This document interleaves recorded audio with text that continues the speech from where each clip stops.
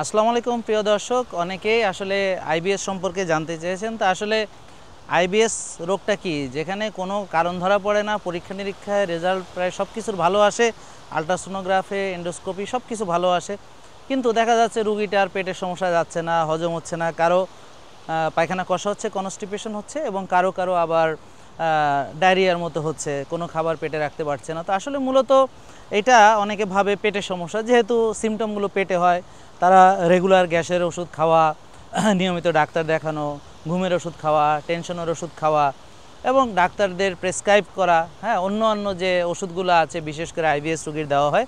কিন্তু একটা ব্যাপার নিশ্চিত যে রোগীগুলো ভালো হয় না। এই রোগীগুলোর ঘুম হয় না, মানসিক অশান্তি থাকে, শক্তি পায় না, এনার্জি পায় না, এবং যেহেতু দীর্ঘদিন সে ঠিকমতো খাওয়া দাওয়া করতে পারে না, অপুষ্টিতে ভুগে, এবং এদের ক্যারেক্টারটা হয় খুব টক্সিক। এরা অল্পতে অস্থির হয়ে যায়, প্রচণ্ড টক্সিক বিহেভিয়ার হয়। তারা অনেকের সাথেই আসলে খারাপ আচরণ করতে বাধ্য হয়, যেহেতু তার এনার্জি নাই, স্ট্রেংথ নাই, সে ডিপ্রেশনে থাকে, ঘুম হচ্ছে না। তো ক্যারেক্টারের ভিতরে একটা টক্সিক অবস্থা থাকে। এছাড়াও তাদের পেটে বাজে ব্যাকটেরিয়া থাকে। তো ব্যাকটেরিয়া খারাপ থাকলে তার মেজাজ খারাপ থাকবে, এটাই স্বাভাবিক। তো এই রোগীগুলোকে আসলে চিকিৎসা করতে গেলে তো ওষুধ দিয়ে কিন্তু এটার চিকিৎসা হবে না। তো প্রথমেই তাদের ডিসিপ্লিনটা ঠিক করতে হবে। তো এরা আসলে খাবারও খেতে পারে না, ধরেন সবজি তাদের জন্য একেবারে হারাম বলতে পারেন, অনেকে দুধ সহ্য করতে পারে না, ল্যাকটোজ ইনটলারেন্স আছে। তো এই রোগীগুলা আসলে তেমন কিছু খেতেই পারে না, আর না খেলে তো স্বাভাবিকভাবে সে দুর্বল হবে। এমনও আছে যে বিছানায় পর্যন্ত পড়ে যাচ্ছে। তো এই রোগীগুলো আসলে অনেক দিন ডাক্তার দেখায়, দেশের বাইরে যায়, ইন্ডিয়াতে যায়, কিন্তু সুস্থ হতে পারে না। কারণ কি, আমি মনে করি যে এটা হলো আইবিএসটা আসলে মাথার প্রবলেম, অর্থাৎ তার টেনশন, দুশ্চিন্তা, হতাশা, ঘুম না হওয়া ইত্যাদির কারণে তার ডাইজেস্টিভ সিস্টেম অর্থাৎ হজম হচ্ছে না। তো হজম না হলে কি হবে প্রিয় দর্শক, সে তো খেতে পারবে না, খাবার খেলে ব্লটিং হবে, অনেক সময় বুক জ্বালা পোড়া করে, অনেক সময় পেটে ব্যথা করে, অনেক সময় আপনার গ্যাস হয়, হ্যাঁ, এবং হচ্ছে খাবার দেখলে তার খারাপ লাগে, অনেক সময় সে খেতে চাইলেও খেতে পারে না। এর ফলে ধীরে ধীরে তার পুষ্টিহীনতা, পুষ্টির ঘাটতি, তারপরে শক্তিহীনতা, যেমন পুরুষদের পুরুষত্ব থাকে না, মেয়েদের মেয়েলি কোনো শক্তি থাকে না, নারীত্ব থাকে না, অনেকে কঙ্কালের মতো হয়ে যায়। তো এর সমাধান হচ্ছে আগে আপনার মাইন্ডসেট আগে ঠিক করতে হবে। তো আপনার মানসিক প্রশান্তির জন্য এই যে একটা বিশ্রাম নেওয়া, 7-8 ঘন্টা ঘুমানো, তো ঘুমের ব্যাপারে যে পরামর্শগুলো আছে, নিঃশ্বাসের যে 6টা ব্যায়াম আছে, মানসিক প্রশান্তির চর্চা, প্রশান্তি ক্রিয়া চর্চা, প্রকৃতির মাঝে আসা, সূর্যের আলো গায়ে লাগানো, খালি পায়ে ঘাসে হাঁটা, ডিটক্সিফিকেশন করা, কফি এনামা করা, হ্যাঁ, এবং হচ্ছে অন্যান্য যে ডিটক্সিফিকেশনগুলো আছে ঘামের মাধ্যমে, আপনার যেমন আমরা রোদে আছি, ঘামাচ্ছি, ঘামের মাধ্যমে টক্সিন ক্লিন হচ্ছে। তারপরে বিটকা ভাস, চাল কুমড়ার জুস, গ্রিন জুস তৈরি করে খাওয়া। তো এরকম আমরা মানসিক প্রশান্তির জন্যে তাকে একটা সুন্দর ডিসিপ্লিন মেনটেন করতে হবে, অর্থাৎ সে 9টা-10টার ভিতর ঘুমাতে যাবে। প্রথম তো ঘুম আসতে চাইবে না, তো ঘুমের যে পরামর্শগুলো আছে, সন্ধ্যা 6টার ভিতর খাওয়া শেষ করে মোবাইল ডিভাইস, ল্যাপটপ, টেলিভিশন থেকে দূরে থাকবে। এরপরে সে ঘুমাতে যাওয়ার যে 2-3 ঘন্টা আগে তো খাওয়া শেষ করবে। এরপরে আবার সে কী করবে, ঘুমাতে যাওয়ার আগে 1 ঘন্টা আগে সে গরম পানি গায়ে ঢালবে, বা যারা পুরুষরা আছেন গোসল করবেন, মেয়েরা যারা আছেন তারা চুল ভিজাবেন না, গরম পানি দিয়ে সারা গা ভিজাবেন, এবং হচ্ছে বই পড়বেন, নামাজ পড়বেন, তারপর হচ্ছে আপনার দোয়া দুরুদ পড়বেন, কোরআন তেলাওয়াত করবেন, মানসিক প্রশান্তির জন্য যা যা দরকার, এবং রুকাইয়া করবেন, হ্যাঁ, নিজের রুকাইয়া নিজেই করবেন, বিভিন্ন মাসনুন দোয়াগুলো পড়বেন, হ্যাঁ, আয়তাল কুরসি পড়বেন, সূরা নাস, ফালাক, কুলফু আল্লাহ সূরা, আলহামদুলিল্লাহ সূরা, এগুলো, এবং অবশ্যই আল্লাহর কাছে সাহায্য চাইতে হবে, তাহাজ্জুদ পড়তে হবে, চোখের পানি ফেলে আল্লাহর কাছে সাহায্য চাইতে হবে, রোগ মুক্তি চাইতে হবে। তো আল্লাহ না চাইলে তো আর আপনি এই রোগ থেকে ভালো হতে পারবেন না। তো গায়ে যেমন রোদ লাগাচ্ছে, যে এখানে রোদ লাগাচ্ছি, সমুদ্রের পাশে হাঁটতেছি, কি সুন্দর বাতাস, একদিকে ঝাউবন, এরকম সুন্দর পরিবেশ কিন্তু নেচার কিন্তু আপনাকে হিলিং করে। তো এই ন্যাচারাল যে হিলিং পদ্ধতি, এটা আইবিএস রোগীর জন্য খুবই গুরুত্বপূর্ণ। তো রুটিন ঠিক করার পাশাপাশি তার যে ডিটক্সিফিকেশন প্রোগ্রাম, এরপর তার যে খাদ্য তালিকা, অর্থাৎ সে তো যে খাবারগুলো খেতে পারে না সেগুলো তো খাবে না, এখন যেই খাবারগুলো সে খেতে পারে সেগুলো খাবে, কিন্তু কথা হচ্ছে দেখতে হবে সে যেন প্রসেসড ফুড না খায়, যেমন ডুবো তেলে ভাজা কোনো কিছু, তারপর হচ্ছে সয়াবিন তেলের কোনো জিনিস, তারপর হচ্ছে আটার তৈরি অর্থাৎ গ্লুটেন তারা সহ্য করতে পারে না, তো আটা তারা খাইতে পারবে না, দুধ খাইতে পারবে না, ল্যাকটোজ তাদের ইনটলারেন্স থাকে। আর শাকসবজিটা সে যেই শাকসবজিগুলো খেতে পারবে সেই শাকসবজিগুলো সে খাবে, আর যে শাকসবজিগুলো খেতে পারে না সেগুলো পরে খাবে। তো এই রোগীগুলো শাকসবজি হজম হতে চায় না এই কারণে যে এদের আসলে যেহেতু বাজে ব্যাকটেরিয়া থাকে, যেহেতু গুড ব্যাকটেরিয়া থাকে না পেটে, কম থাকে, বাজে ব্যাকটেরিয়া বেশি থাকে, এই কারণে তাদের হজম প্রক্রিয়া, এই আমাদের যে শরীরের ডাইজেস্টিভ যে সিস্টেম আল্লাহ তাআলা দিয়েছেন সেখানে এই ফাইবার হজমের কিন্তু আসলে কোনো কিছু আমাদের আল্লাহ দেননি।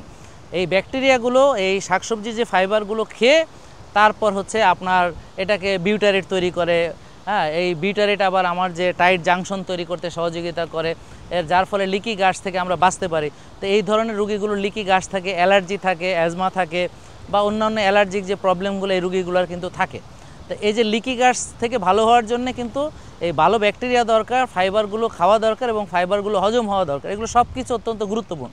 তো আমাদের এই রোগীগুলোকে আমাদের পরামর্শ দিতে হবে যে দেখেন আপনি গ্রিন জুস হয়তো খেতে পারবেন না, কিন্তু আপনি এমনভাবে খাবেন যেন পেট টের না পায়। কীরকম? যেমন ধরেন আপনি এক গ্লাস গ্রিন জুস বানালেন, অল্প একটু মুখের মধ্যে নিলেন, গালের ভিতরে রাখলেন, লালার সাথে মিক্স করলেন এবং মুখের মধ্যে নড়াচড়া করলেন, ধীরে ধীরে খাবারটা আস্তে করে নেমে গেল। এমনভাবে যাবে পেটও টের পাবে না যে আপনি খাচ্ছেন। তো ধীরে ধীরে এইভাবে আবার একটু পরে, এখন বলতে পারেন যে আমার কি কাজ কাম নেই, সারাদিন আমি এটা করব। আসলে আপনি আপনার কাজের ক্ষেত্রে, যেমন আমি চেম্বারে রুগী দেখছি, গ্রিন জুসটা বানানো পাশে থাকবে, আমি মাঝে মাঝে একটু মুখে দিব, চুমুক দিব, এভাবে আমি খেতে থাকবো। তারপর ধরেন হলুদের পানিটা সেমভাবে আমরা খাবো। হ্যাঁ, তারপর মনে করেন যে আমরা বিটকা ভাজ, সেম নিয়ম। আর যারা বিটকা ভাজ খেতে পারেন তাদের তো সমস্যা নেই, যাদের হলুদের পানি খেতে সমস্যা হয় না তাদের জন্য প্রবলেম নেই। গ্রিন জুস যাদের খেতে প্রবলেম নাই, হ্যাঁ, চাল কুমড়ার জুস যাদের খেতে প্রবলেম নেই তাদের সমস্যা নেই। কিন্তু যাদের প্রবলেম আছে তাদেরকে এইভাবে ধীরে ধীরে এমনভাবে খেতে হবে যেন পেট বুঝতে না পারে। সবজির ভিতরে প্রথমে যেই সবজিটা খেতে পারে, হয়তো কেউ লাউ খেতে পারে, কেউ পেঁপে খেতে পারে, অন্যগুলো হয়তো খেতে পারে না। তো যেটা সে খেতে পারবে সেটা খাবে, আর যেটা খেতে পারবে না সেটা পরে খাবে। এইভাবে তাকে আস্তে আস্তে কোন কোন খাবার সে আসলে খেতে পারে না, তো যেগুলো খেতে পারে না সেগুলো লাল কালি দিয়ে লিখে রাখতে হবে, আর যেগুলো খেতে পারে সেগুলো সবুজ কালি দিয়ে লিখবে।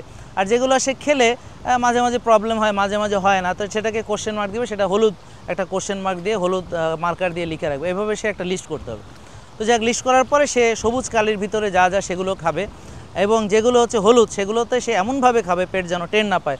আর যেগুলো লাল সেগুলো এখন খাবে না, পরে খাবে যখন তার অবস্থার উন্নতি ঘটবে।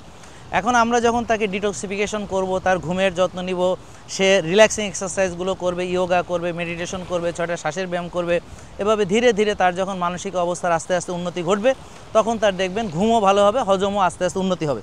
তো এই রোগীগুলোকে আমরা তখন পরামর্শ দিব যে এবার আপনি যে ডিম খাবেন, আপনি ডিমের কুসুমটা আলাদা খাবেন, সাদা অংশটা আলাদা খাবেন।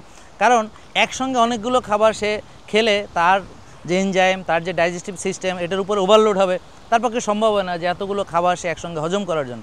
এই কারণে সে কী করবে, আস্তে আস্তে আস্তে আস্তে ওই অল্প একটু খাবার নিয়ে চিবিয়ে চিবিয়ে চিবিয়ে চিবিয়ে, হ্যাঁ, যেমন ধরেন সবজি যেটা খাবে খুব চিবিয়ে চিবিয়ে চিবিয়ে চিবিয়ে খাবে। এই রুগীটা সাদা ভাত খেতে পারবে না, সাদা লবণ খেতে পারবে না, সাদা চিনি খেতে পারবে না, সাদা আটা খেতে পারবে না, সাদা দুধ খেতে পারবে না। এগুলো তার জন্য আপাতত সব নিষিদ্ধ।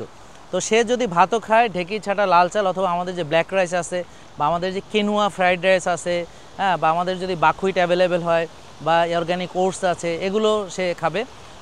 আর হচ্ছে অন্যান্য যে খাবারগুলো আছে সেগুলো, তবে তার দেখতে হবে যে ইনসুলিন রেজিস্ট্যান্স আছে কিনা, হোমায়ার কত, এগুলো দেখে তারপর তাকে এটা খেতে হবে। সেটা আমাদের কাছে আসলে আমরা তার পরীক্ষা করাবো, তার সিআরপি দেখব, হোমায়ার দেখব, তার ভাইটামিন ডি লেভেল দেখব, টিজিএইচডি রেশিও দেখব। এগুলো দেখে তাকে আমরা পরামর্শ দিব যে সে কোনটা খেতে পারবে, কতটুকু খেতে পারবে না সেটা। কিন্তু আপাতত আপনারা যারা আসতে পারবেন না তারা মোটামুটি নিজের বুঝে তাদের চলতে হবে। তো এখন তাকে আমরা প্রিবায়োটিক, প্রোবায়োটিক বা সিমবায়োটিক্সগুলো খেতে দিব, ফার্মেন্টেড ফুডসগুলো সাজেস্ট করব। তাকে টক দই পরিমিত পরিমাণে যে যতটুকু খেতে পারে নিজে তৈরি করে খাবে। বিভিন্ন ফার্মেন্টেড ফুডস, এগুলো নিয়ে আমাদের অনেক ভিডিও আছে, তো ফার্মেন্টেড ফুডসগুলো সে খাবে। হ্যাঁ, তো এগুলো আস্তে আস্তে সে চেষ্টা করবে যে যতটুকু সে পারে এবং যতটুকু খেলে তার অসুবিধা হয় না অতটুকু পরিমাণে সে যেন খায়। তো এইভাবে সে আস্তে আস্তে আস্তে আস্তে তার খাওয়াটা দেখবেন ধীরে ধীরে উন্নতি হবে। তো ধরেন সে ডিমের কুসুমটা আলাদা খেলো, মাছটা আলাদা খেলো, হ্যাঁ, তারপর হচ্ছে যে সবজিটা আলাদা খেলো, তারপরে ডিমটা আলাদা খেলো। তো এইভাবে সে একসঙ্গে সবগুলো না খেয়ে অল্প অল্প করে একটু একটু করে সে খাবে।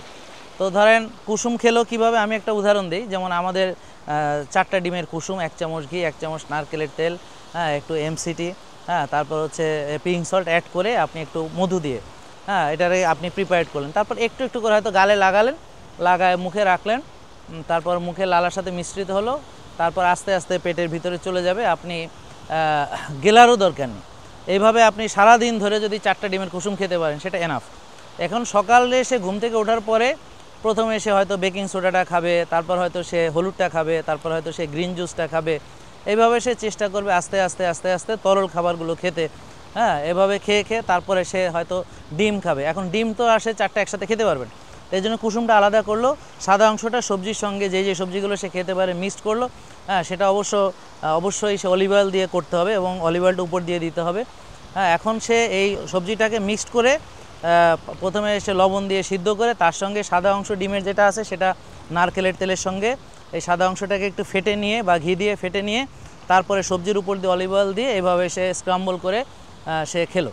তো এইভাবে সবজিটা চিবিয়ে চিবিয়ে চিবিয়ে সে ধীরে ধীরে ধীরে ধীরে ধীরে চিবিয়ে চিবিয়ে খেলো, এমনভাবে খাবে যে পেট যেন টের না পায়। তো এইভাবে সে সকালে ভোর শুরু করবে খাওয়া, আস্তে আস্তে আস্তে সন্ধ্যা 6টার মধ্যে খাওয়া শেষ করবে, রাতের 9টার মধ্যে তাকে ঘুমাইতে হবে।